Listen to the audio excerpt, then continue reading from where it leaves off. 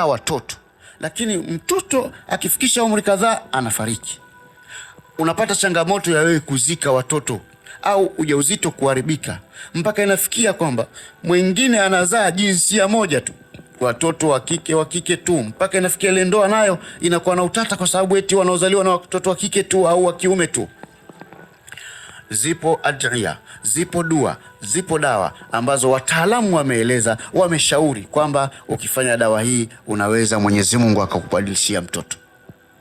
Ukifanya dawa hii, ukifanya dua hii, inapelekea dua hiyo kufanya wewe mtoto wako akakaa katika tumbo mpaka ikafikia muda wake kujifungua na mambo yakaenda katika mustawa na hali yake. Fanya jitihada za makusudi, usikati tamaa, usikae nyumbani kwako ikiwa unalia, unasema bwana mimi ndoa hii imenishinda, unabadilisha. Kuna rafiki yangu mmoja alinisimulia, anasema kwamba yeye alimwacha mwanamke kwa sababu hazai, akaenda kuwa mwanamke mwingine. Yule mwanamke baada ya muda akaolewa na mwanamume mwingine, mwanamke huyu akazaa, yeye kule hakuzaa. Akaona mwanamke yule ananitania, akaoa mwanamke mwingine.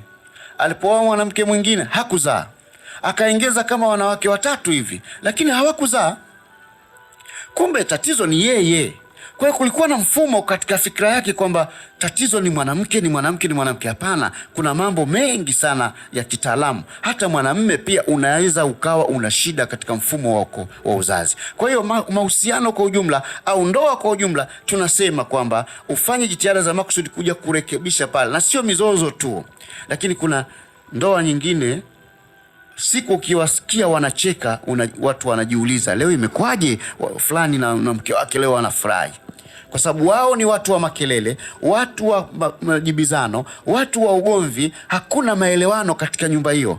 Sasa maelewano yanawezekana yakawa ya sababu ya upande mmoja au sababu ya pande zote au sababu ya eneo lenu katika nyumba yenu ikawa kuna shida.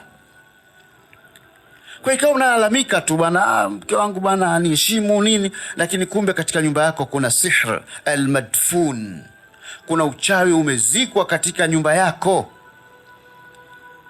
Tunazo dua, tunazo dawa ambazo dawa hizi ukizitumia kwa uwezo wake Allah tabarak wa taala, mambo yako yatakwenda katika mustawa na hali ya aina yake. Hupaswi kukaa nyumbani kwako ukalalamika, ukakata tamaa, ukasema matabibu wote ni wale wale tu. Hapana.